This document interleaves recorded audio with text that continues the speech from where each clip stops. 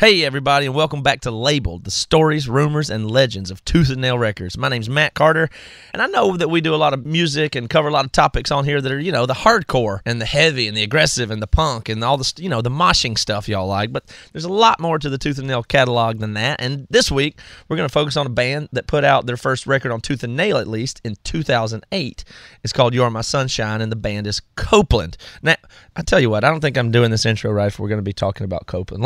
Let me shift gears here a little bit. Let me try this again. If you find yourself here. This week we're here to explore the inspiration and lyrical nuance behind Copeland's 2003 album Beneath the Medicine Tree with their frontman Aaron Marsh, who I happen to be good friends with and called up recently to interview him. Now, this record came out in 2003 and was signed to the Militia Group by former Tooth and Nail A&R guy Chad Pearson. When Copeland came to the scene, they were immediately accepted, embraced, and a force to be reckoned with, even in the punk, emo, and hardcore scene. But it wasn't because of their insane stage presence or their aggressive music or anything like that. It's because of the thoughtful lyrics and the melodic tunes sung by an emo kid with a silver-toned voice. She said that I was the brightest little firefly in her jar. In my interview here with Aaron, he gives us an insider's perspective on what inspired the lyrics, the cover artwork, and the true story behind the theme of this entire album, of which there are a lot of rumors, most of which never addressed before, or I've never heard addressed in detail as much as in this interview, so I think you will like it. And yes, this album does involve a girlfriend, illness, death, and more. So take a deep breath and sit back with me, and we're going to talk to Aaron Marsh and do a deep dive into their album, Beneath the Medicine Tree. Today's show is sponsored by Movement. Get 15% off your watch purchase by going to mvmt.com/labeled. One more time, that's mvmt.com/labeled. Today's show is also sponsored by Harry's Razors. You can get $5 off a limited edition holiday shave set by visiting harrys.com/labeled.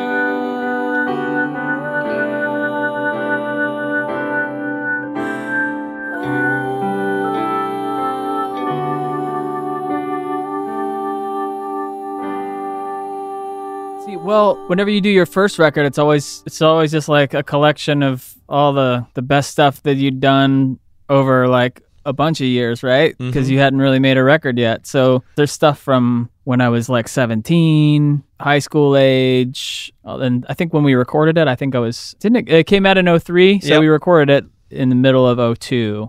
Yeah. So I was 21 or 22 when we did it. You were 21 when that came out, and you had some of the material on there dates back to stuff that you wrote when you were 17? Yeah. Which stuff is that? Give us see if you can remember. Let's get all the way into that. What? I wrote Priceless when I was about 17 or 18. I remember when I'd run to you through fields of white flowers. Your embrace was my air. How I needed you. And there. walking downtown. We were walking downtown.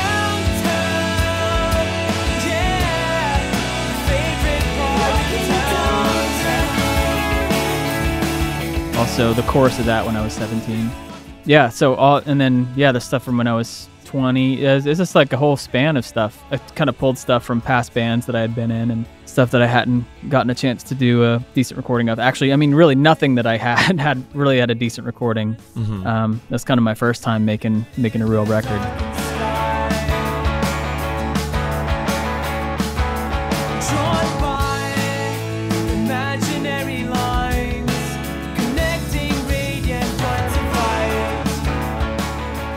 Hey, this is Aaron Sprinkle. I had the honor and privilege of producing the Copeland album, You Are My Sunshine. Working with Aaron Marsh was definitely a one-of-a-kind experience for me. He had such a clear vision, like walking into the studio with exactly what he wanted to hear coming out of the speakers. And not only that, but it was a beautiful vision, and he had the ability to realize it in a way that I hadn't really ever seen before. I'm really grateful that I got to make that record with him. It definitely opened my eyes to be able to get a glimpse inside his mind and how he looks at music and the world. That we've crossed 1,000 times before. Try your eyes, there are birds singing on lampposts. They don't know what all you're crying for. Well, so I'm going to try to paint the perspective of mine of who Copeland is and was and how I found out about him real quick. This should be interesting. So my perspective on Copeland is this. Emery was trying to get signed. We had the same way. We had all our music written for, been working on it for a couple of years. And we drove to Militia Group and knocked on the door. And a guy named Craig came out. You know Craig? Oh, yeah, I remember Craig. So Craig at Militia Group came out, and we told him who we were and what we were there to do and said, can we play for you in the parking lot? I think you'll like us. I think we're right up your alley. And he said, you know, we only sign a few bands, and we just signed a band, and we can only take about one band at a time. We think you're good, but we've already signed this band called Copeland. They're going to be really good. We're really excited about them, and they have our newest roster spot, and that's what we're going to focus on. So thank you and good day to Emery is what they told us. But they were really nice, of course. So you've been salty ever since. Yes, I've been salty ever since. I was like, who are these Copeland bastards? No, I assumed that they were really good, and I was listening to Militia Group stuff in that time and was a big fan, obviously.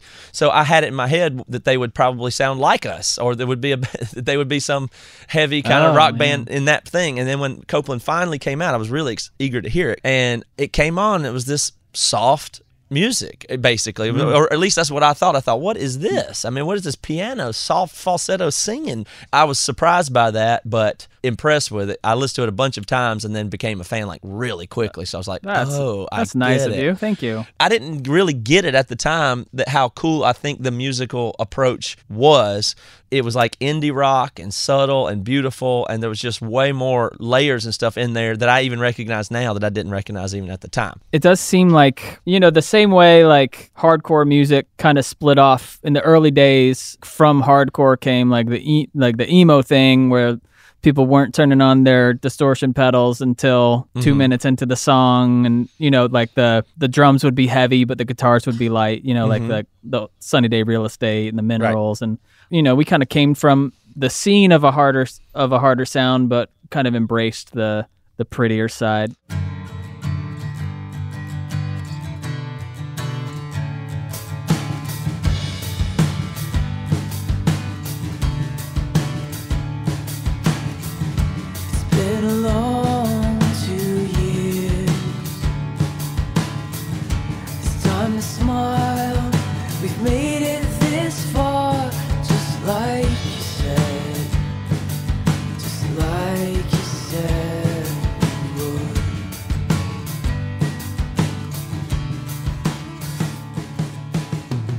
What did it feel like back then being Copeland on stage? Tell me what what was a Copeland show like back then? I think we felt like our music had the ability to, like, even if people didn't know our songs, I felt like I had the ability, and it was always my goal to like make an emotional connection with, you know, we kind of had these like passionate songs. And so, you know, I was looking for the kids in the crowd who would, you know, close their eyes during, you know, and kind of like feel the music. And yeah, it was all about like, especially if you're in a room with, you know, 80 kids or whatever, it's like, I don't know, there's an opportunity to like really make a connection with people. So yeah, I think that was what it was all about for me when I was on stage, like trying to deliver the songs in a way that would like leave a lasting impression. You know, we were never the band that would like, you know, flip out on stage or have like a, you know, Cirque du Soleil type of backflips or guitar spins, but it was always our goal to like kind of hook them with like the emotion of the song. That is so emo. You looked out there and saw kids with their eyes closed and zeroed in on that. And you were genuine in that. Like you would feel like you weren't just you were real present with that every time you do the same songs, even when you've done it 400 times. Kinda, yeah. I think it's just if you love music enough and you love. You know, I didn't love like road life. You know, people are pretty well aware of the fact that I don't really love being on tour, but I do love just being on stage and just like creating something and having the crowd kind of feel that energy. And yeah, there's kind of nothing like it. Especially in the early days, man. It was exciting. It was exciting, especially get to a place you've never been before and have people like, you know, half the crowd knows the song. Yeah. Oh yeah. You know, that's super cool. Absolutely. Like you always do.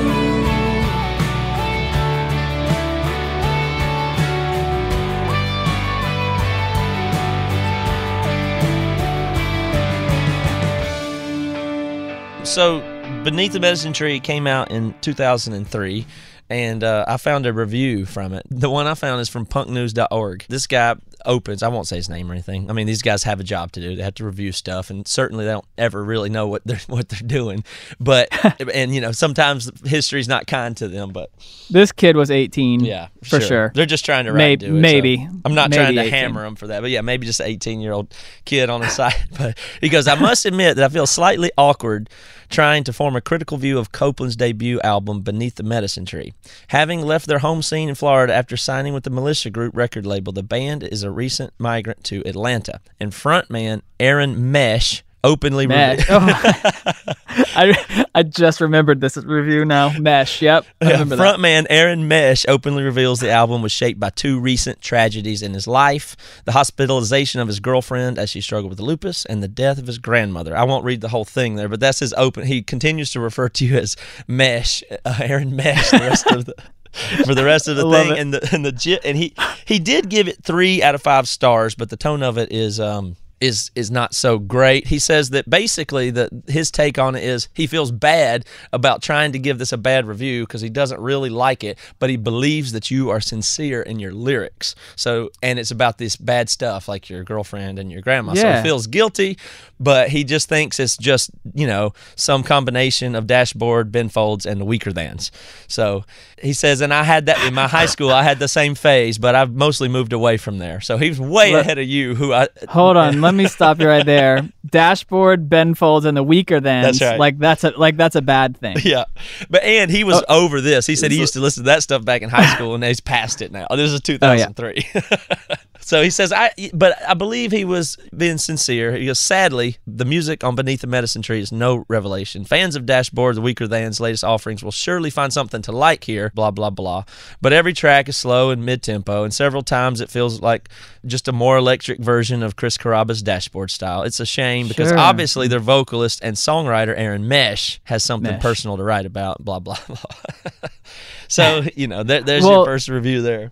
I don't mind that review actually, because I mean I agree with a lot of that. You agree that your name is Aaron Mesh? Yeah. I'm just kidding. Go ahead. I'm updating my Facebook right now. Hold on a second. The fact that he would consider the songs to be sincere, but the music is just not progressive enough. Mm-hmm. Like, I think I agree. If I had to remake the record, I would make the music more progressive and a little more adventurous. Mm-hmm. And I was certainly sincere. Maybe I was sincere to a fault, you know, like kind of set myself up to maybe never again write anything that like intensely personal. Really? There are songs on that I wrote the song not thinking that I would ever release it, but just so that the subject matter of the song would hear it and maybe think about me. I probably should not have, not many people know this, but her name is, the song's called When Paula Sparks.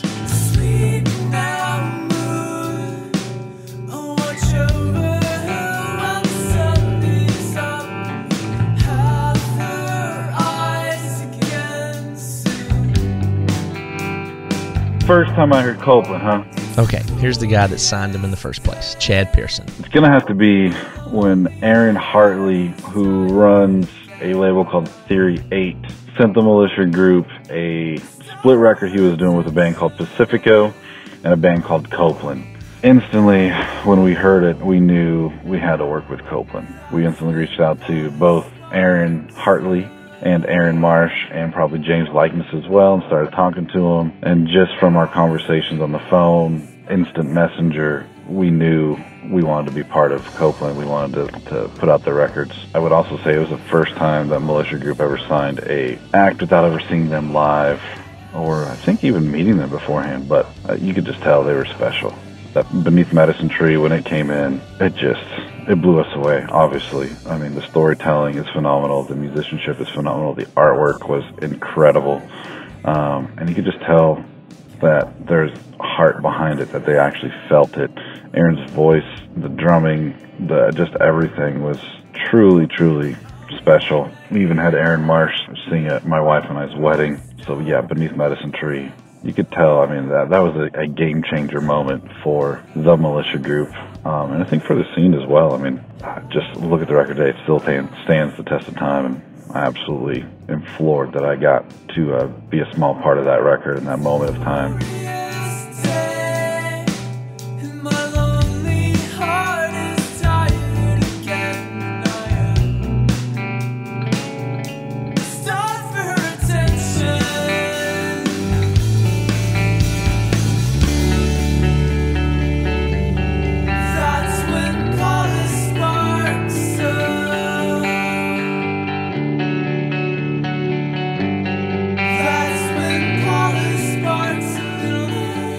It was a kind of a play on word. Her actual name, her last name is Sparks. So I actually put her entire name in the song. It's kind of inspired by the Gin Blossoms had a song called Allison Road. Mm-hmm. And I had a friend named Allison Rhodes, Rhodes, Allison Rhodes. Uh-huh. And so whenever someone would hear her name, you know, like the cashier or whatever, the bank teller would laugh and say, "Oh, like the Gin Blossom song." I think that made her feel really good, really special. And I was like, "Oh man, what if I put Paula's full name in a song?"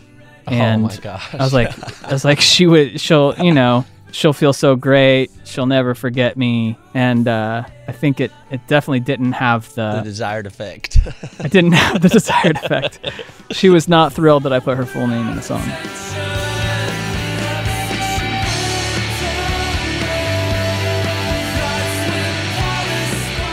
That's maybe the only song in my entire career that I wrote the lyrics before there was music.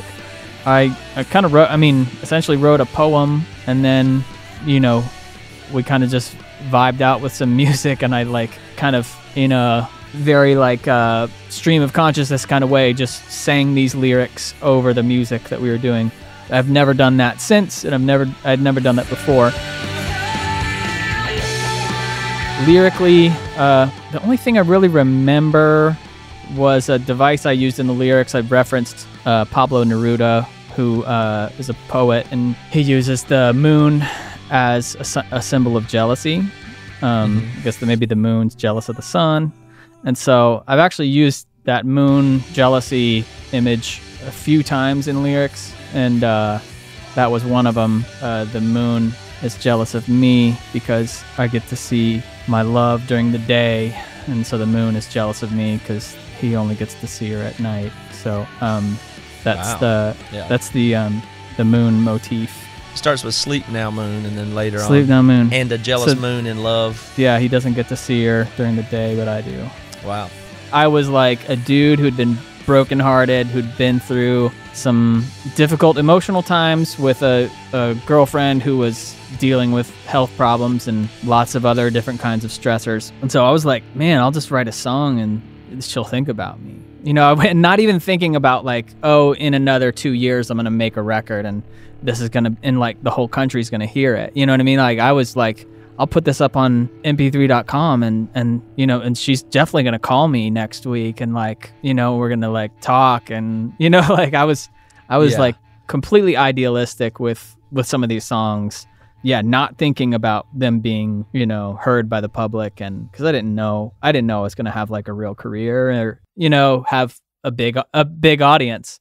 I'm going to be one of those fans now, and I want to know more of this story because when I got into this album, there's a bunch of stuff to it, but it's obviously thematic to some degree. I don't understand or know all the backstory. I know there's rumors about it. So whatever we could talk about it, I'm just interested as a fan.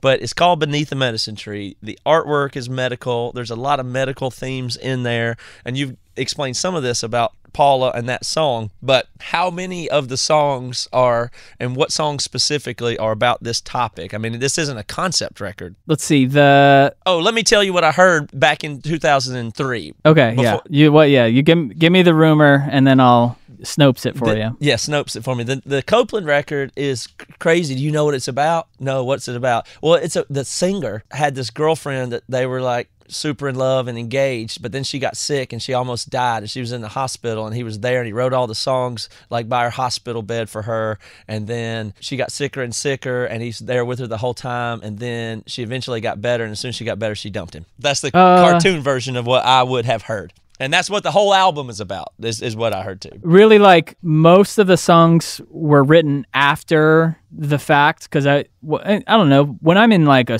really tough emotional time, the songs don't come to me then. It's usually like after, as I'm reflecting, as I'm kind of like coping and kind of on the recovery side of like an emotional experience. So it's always afterwards. But I mean, yeah, I had a serious girlfriend. We were young, 18.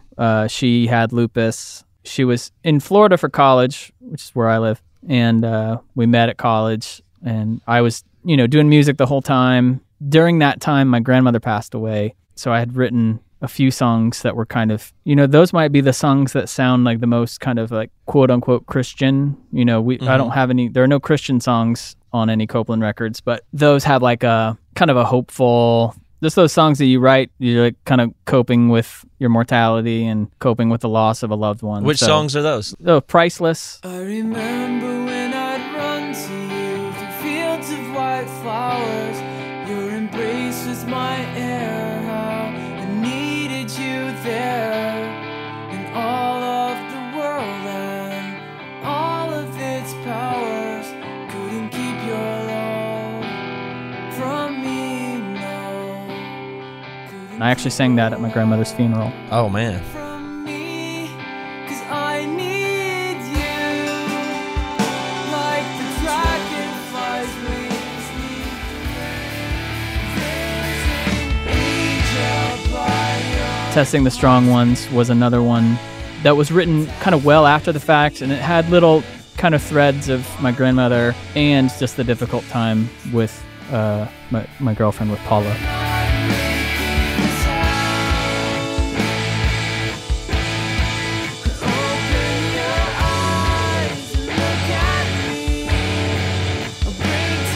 And then the last track, When Finally Set Free, that one's about my grandmother too. Feel the pain, teaching us how much more we can take, reminding us how far we've gone.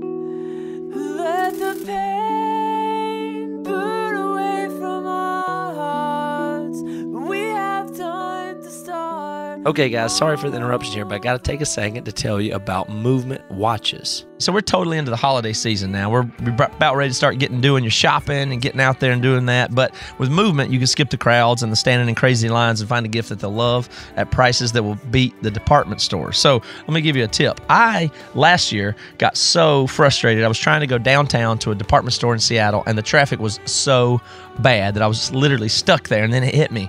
I can order presents online before I even get parked here, and the time I'm going to be sitting at these red lights, and I did that. And you can go to movement.com, and you can find a watch for somebody in the time you're waiting in line at Nordstrom's. I'm telling you, it's that easy, and it's that good. You can take it from me. I love my watch. I see them all over the place. People love getting them as gifts. I've given 2 as gifts, and I will be giving more as gifts this year. So Movement watches start at just $95, and at a department store, you're looking at $400 or $500 for the same kind of watch, same quality, same everything. Movement figured out by selling online, they were able to cut out the middleman and retail markup and provide the best possible price. So that's terrific. And at such great prices, Movement watches make wonderful holiday gifts. You know that. I'm telling you that. Their designs are just great. You can go scan the website. You will find ones you like. They've sold over 1 million of these in 160 countries. So to get 15% off today with free shipping and free returns, you go to movement.com/label. That's mvmt.com/label. This watch has a really clean design that makes a great fashion statement. Now is the time to step up your watch game. Go to mvmt.com/labeled. Join the movement. Reflect it right back at you. And then pretty much, I think the rest of it is about Paula. All the other songs that you didn't just name? All the other songs are about Paula, except for maybe Walking Downtown, because that was written a lot earlier. That was just like about a high school girlfriend. Mm-hmm. So it is relatively close to, the way that I said that rumor back to you is obviously exaggerated in hearing it and retelling it, but it's not really as far off as I thought it might be. Yeah, it's not that far off. The only difference is I wasn't writing music by the hospital bed, but right, you know, I was, writing music inspired by that time. But so is that the part true about she got well and then dumped you? She didn't get well. Lupus you have your whole life, so she didn't get well. She got so sick that she couldn't keep going to school. Mm-hmm. So she left and went back to California.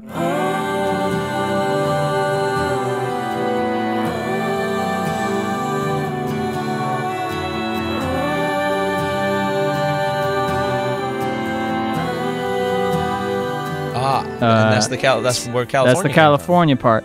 That song started as it was the outro to another song from like a previous EP.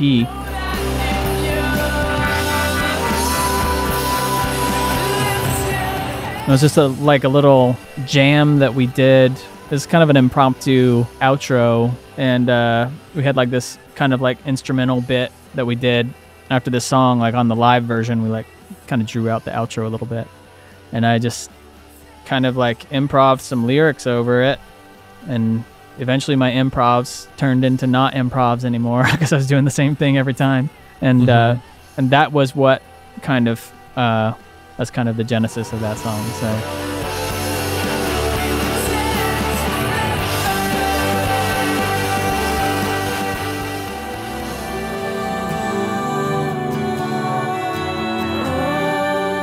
But you were improvising these lyrics about Paula being back in California and all that, though? I mean, it had a theme to it, even if you were just improvising, you weren't just making it up. Yeah. So she continued trying to recover in California, and as she was recovering, I think the stress of the long-distance relationship was complicating her illness.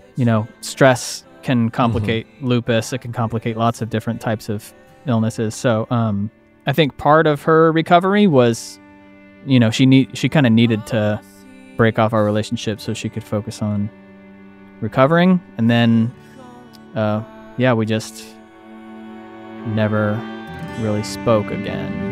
I'll see you just say that you want to see me too. And so the lyrics, though, still it's interesting that you improv'd them and they turn into I really like how they turned out. Thanks. Yeah, come back from California. All of us here in Florida. We had a big group of friends who were kind of tight-knit, the band and all our homies and the girlfriends of the band. We hung out a lot. So I kind of felt like I was singing it from, not just from my point of view, but all of us here miss you and starve for your attention. Mm-hmm. That's a big lyric there. I bet you get tattoos of people saying have stuff like that. Right? Yeah. So that was just something that we had said to each other before, and just one of those just like inside kind of lovey-dovey. Wow. And you haven't spoken to her ever still since? Maybe 8 years later, she turned up at a show. Oh, wow. In at the House of Blues in Hollywood. That was a interesting night because she didn't tell me she was coming. She just showed up. So and you just saw her out of the blue. She was there. Saw her. We caught up briefly after the show, but. So you don't know that she was unhappy that you had done that and used her whole name and those kinds of things? I think she told me that night that that wasn't, because we'd never had a chance to talk about it. We hadn't talked since, for 2 years maybe before the record came out, that we had even spoken. So.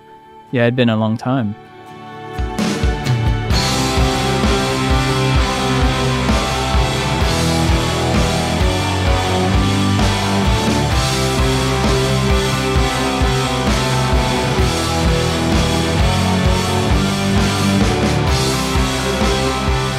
Man, this is definitely more than I have ever shared about this era.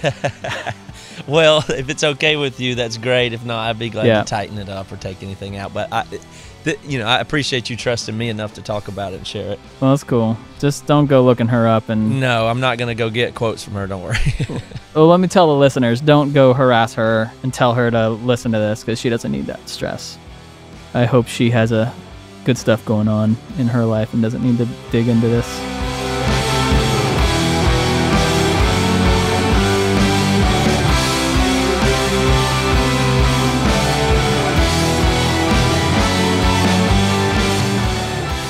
it's striking me I'm even becoming more and more convinced of the sincerity of this music. It's really given me even a deeper appreciation just kind of thinking through it here. I didn't even realize that it was this profound of a thing. It really is that creative artist thing where you really were putting yourself out there, and that vulnerability is what makes it work. Everybody knows that, everybody says that, but if it's real, if it's true, if it's specific, I mean, these are the rules of art that make it really good. But then, people do get, kind of burned by it. Sure. Another profound thing about it is with all the medical themes to it, the artwork, you just can't, especially in that day and age, artwork's less important now, but having that CD with that hospital bed and a patient on it with that overlay kind of thing, that's before you even listen to it, that's where you are.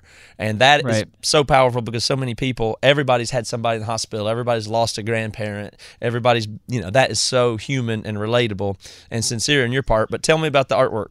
See, so the bass player in the band at the time, James, he was a graphic designer also. His main creative input in the band was the graphic side. That was his passion. So yeah, he had a friend whose mom or aunt or something was a hospital administrator. Usually they don't let you carry professional cameras around hospitals. They don't like that too much. But they let him go in and shoot some beautiful photos of hospital stuff. It's all kind of cold and yeah, he just had this great idea for these overlays. Right before he joined the band, he had a art piece with this kind of overlay of these illustrations on photos, and that was kind of where we pulled the inspiration from. Was a piece that he did previously, but yeah, I thought it was really great, and we got lots of compliments about the artwork all the time. It's pretty memorable packaging. Yeah, absolutely. There's plenty of time left tonight. Have you home before daylight? Let's talk about Coffee. Tell me about that song lyrics specifically. We do the best we can in a small town, act like big city kids. Wrote it after Paula and I had split up. It's pretty much just reminiscing about the times when things were good, being 19-year-olds, small town, kind of staying up all night, talking at a diner. Just the best time when you have kind of no cares and just focused on each other. So that was just just reminiscing about when things were good. So many things I have to say. I'll stay up all night to hear about your day. We do the best we can in a small town, act like kids in love when the sun goes down. All right, guys, you've heard me talk about Harry's razors in the past, and that's because I love them. In fact, I love shaving it, to be honest. And I think what I like about shaving is just, I don't know, it's not digital. It's this analog grooming thing that you have to do, and it's a little bit dangerous. There's, in my Harry's razors, there's 5 very sharp German-engineered razor blades right there, micrometers from my face. And I really enjoy that this day and age. Now, I already have a Harry's razor, and I bet you do too, but let me think of it. Let me have you think of it this way. How about a gift? Give somebody else the perfect gift. So you already know they make amazing quality products at super reasonable prices, and that over 3 million guys have switched to this company, and that's for very good reason. But I tell you what, think of somebody you can give a gift to, a dad, a fiance, a boyfriend, a husband, whatever. Just think of somebody that shaves, and then get them a Harry's razor. And here's what you want to do to make it special for them. Like they say, it's the thought that counts. Personal engraving option. You can get a custom gift set that fits the specific needs, even a box for somebody who already uses Harry's, but get them a personally engraved option. I think that will make a nice touch. That person will think of you every time they shave. This holiday, Harry's is offering custom and limited edition shaving sets that make perfect gifts. They're built with your guy in mind, so you'll know that he'll love them. They come with the German-engineered 5-blade cartridges that provide a close, comfortable shave, foaming shave gel that smells amazing, and a special limited edition winter chrome and emerald green handles. I got one the other day. I love it, especially that green one. It's perfect for the holidays. And like I said, you can personalize it with your own engraving. So no matter what you're looking for, Harry's has got you covered. Sets come ready to gift in beautifully designed gift boxes, and some of the gift sets start at just $10. And as a special offer for fans, we've partnered with Harry's to give you $5 off your order when you go to harrys.com/labeled. This offer is only available for the holidays. So this holiday, give Harry's and give handsome. Get your holiday shopping done early and take advantage of free shipping. To get a limited edition holiday shave set while supplies last, go to harrys.com/labeled right now. That's harrys.com/labeled. Even though the record doesn't sound particularly experimental, we had like an ethic of experimenting. We wanted, we were trying to push boundaries, and I think we pushed boundaries from where we had been. And we got compared to Dashboard a lot more than I thought. I didn't think we sounded enough like Dashboard to get that comparison so often, but he was kind of like the zeitgeist of the time. So I think probably if you were even in the ballpark of Dashboard, you kind of got the Dashboard comparison. Or if you were like us at all, everything was you were like Thursday is all you could be. Whatever was the big band that was doing some of the similar stuffs ahead of you, you would get compared to. But I don't think it's a good comparison due to Dashboard. I really don't. But there is the one unique thing about it that maybe draws the mind to that from my point of view, which is, oh, I love Further Seems Forever. Here we go. What's the next thing going to be? Because I love these emotional lyrics and I love where this is going. And then it's like, he did a what? Softer acoustic. Yeah. So that feeling and for where Copeland was and the scene it was in and the label it was on, it was like, Beautiful Mistake, Noise Ratchet, Copeland. There's the soft one, yeah. The soft one, but it's the same things. It's jumping off the same platform as everybody else.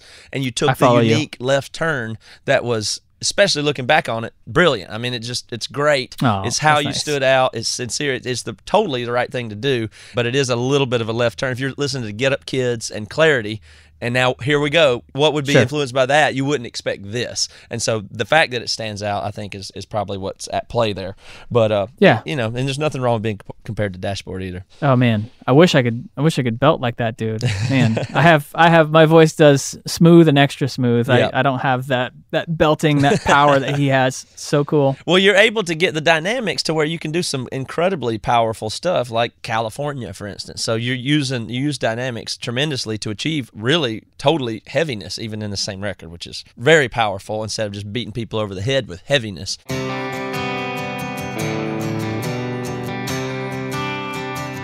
I'll take care of you all.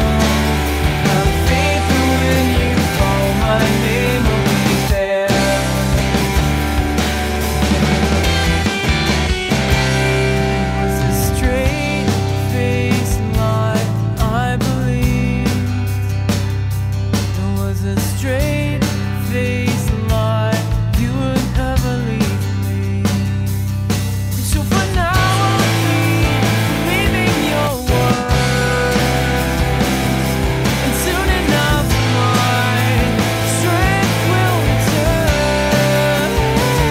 I'll take care of you. It's worth noting to me that emo gets this bad rap, and you get all the people, flaunting its cliches, and it's because people took genuine, real music like this that's obviously grounded. Like you said, that phrase, "Star for Your Attention," is one that you were speaking to your friends about this subject and then wrote a vulnerable song about it. Right. Now you're going to, and this kind of pisses me off, but then you fast forward after this is in the zeitgeist and stuff like that, and you have all these hack, derivative, stupid lyrics that sound like this or copy this that aren't genuine. They're just supposed to make the vibe of emo. And of course that becomes distasteful and silly and easy to make fun of, but it's rooted in this genuine vulnerability of something that's real. So, it's a pet peeve of mine that people kind of ruined emo by just turning into a false caricature kind of thing. You know what I mean? Well, emo's back. Yeah, it's back. I always feel weird just labeling stuff. It's like I wanted, the Gin Blossoms aren't emo, and I wanted to, I want to do stuff like the Gin Blossoms, or, I liked Mineral, and people call them emo, but it's just like, is emo just emotional? Like, is Counting Crows emo? That's like, yeah, right. Just but that's how you got there. But it turned into this thing where it's these.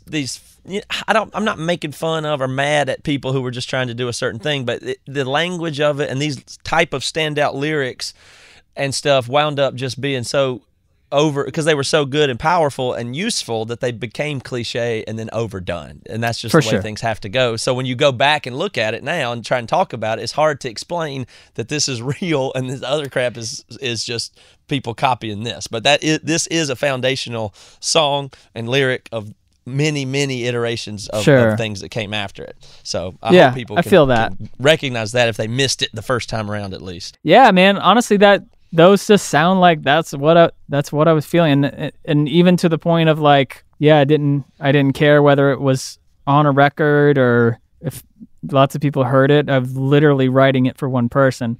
So I think that's something that I don't think I ever have really done again. I think maybe that's kind of one of the spoils of like becoming, having like whatever like amount of success that people have, or with that I've had. You kind of stop doing the thing where you only write for one specific reason, because now I know if I write something and release it with the name Copeland on it, people are going to hear it. I'm not writing for one person anymore. I'm not writing for myself. I'm not writing for one specific subject. Whether I like it or not, in my head, I know that there's going to be more people hearing it, and I'm going to have to answer questions about it, or people are going to dig into it, or just my own legacy. I'm going to have to hear it. 10 years later, it'll still be part of my history. So it changes the way you write. I wish it didn't. I wish it could still be, I get why people don't make the same, like their first record. People never make that first record again, right? You think you can't go back? You can't do that again, or you just are choosing not to? I can't. I literally can't. There's no way that I could write something just specifically for one person without even considering that lots of people will hear it. You know what I mean? Yeah. Like, no matter what it is, even if it's something real and current that you felt deeply about, let's say your kids or anything, you couldn't even. Why is that? Why can't you do it again? Right. Because I know also that it has an audience. You know what I mean? Like it has an audience that isn't that. I'll never get that back. I'll never get that mindset back of like, no one's gonna hear this. I'm just gonna put it up on mp3.com, and the person I'm writing about might be the only person that hears it. She changes your mind when you see the joy in her eyes. It makes you feel. She draws your eyes from all the things that have made you numb. It makes you feel. If I could open up my heart and let her out, I would never have to sing her name loud. It was your help kept me hanging on every word, and your goodbye, it keeps me listening for your voice around each corner. It keeps me listening for There's implications of everything. I'll never get that back. So yeah, all my writing, is gonna be different, and I can't help it. I'm a different person. I write for a different thing now, and if I was going to write something for one person, like the way I wrote back then, completely genuine. This is for one person to hear, to communicate whatever emotion I'm trying to communicate, right? I can't genuinely do that again, because now no matter what, there is a bigger audience. There is it's going to be heard, and I know that it's going to be heard by other people. How do you feel about that though? Did you regret that? Do you think that was too vulnerable to be? I definitely don't regret it. I think I kind of painted a little bit of a target on my back with just how much of my personal shit that I put into these songs. I think I invited a lot of just like fans and interviewers kind of like prying into my personal life. I mean, they would kind of take it really far, like ask about Paula and how was she doing? When did we last talk?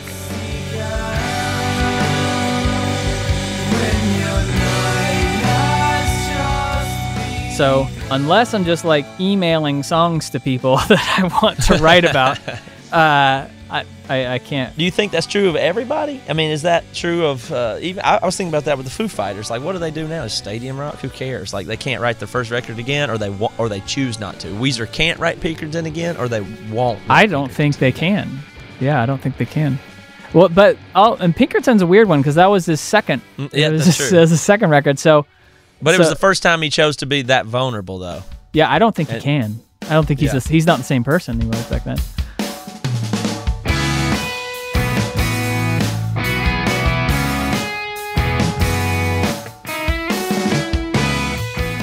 Is that the way? Is every first band's record their best record then? No, because I think people get better at making records, but maybe their first record is their most genuine record. It's a special thing, the first record of any band, because like you said at the top of this interview, it's what you've been working on like crazy, fervently over a lot of time, not just since the last record. And right. And it's fused with this ignorance and confidence. Yeah. At the same time, there's somehow totally. the same. There's two sides of the coin of ignorance and confidence there. That's special. They don't know that they're going to have an audience. They don't know that they're going to get a record deal. They don't know that people are going to love it. They're just writing what they feel. They have no idea how things can be received or what criticism you might draw. You can't even imagine the criticism that you're going to get when before anybody's heard it. Yeah, and I don't even think they're writing maybe their best, their most artistic. They're just writing what they feel. So there's like a naivety about it that's like, they'll never get that back. Can't. Bruised and broken from within. At times I don't know how to start to let you in here. To let you in here. This is great. I mean, I appreciate so much your willingness to share and get into all this stuff with me, because I know other people are going to appreciate it, but I can kind of come to this as kind of just a fan that I like this music. I've thought about it a decent amount, and now I have the privilege of getting to talk to its creator. Thanks, and man. Get to hear stuff that nobody else gets to hear, and I'm going to get to share it. So I do cool. appreciate this very much. What can you tell us about the new one that you're working on now? Very excited about that. Oh, thanks, man. Doing it at my place in Florida. I have a studio in Florida. We've been writing for about a year, and it's coming out cool so far. A lot more electronic elements.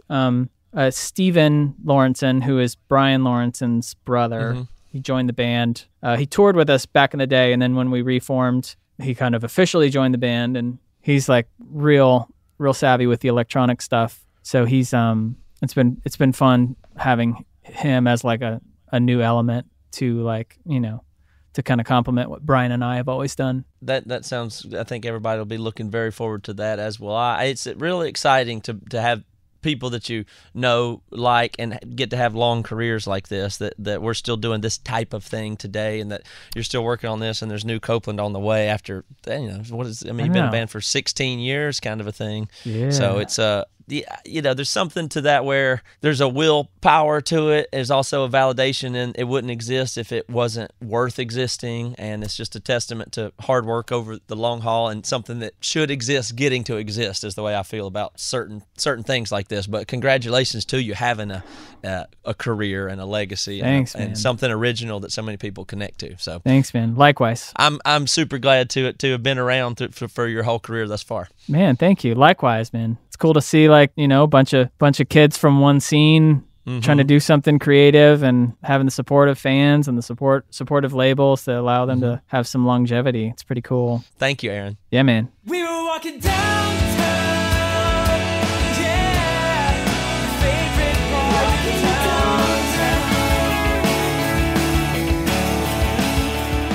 Thank you guys for listening to the Labeled Podcast. My name is Matt Carter. I do the show along with Toby Morrell and Aaron Lunsford. This episode's also produced, edited, and mixed by Melanie Studley. Assistant producers Marshall Fremeth, Reva Hansen, and Tyson Paletti. Special thanks to Adam Scatula from Tooth and Nail for helping to develop the show. All right, see you soon. Drawn by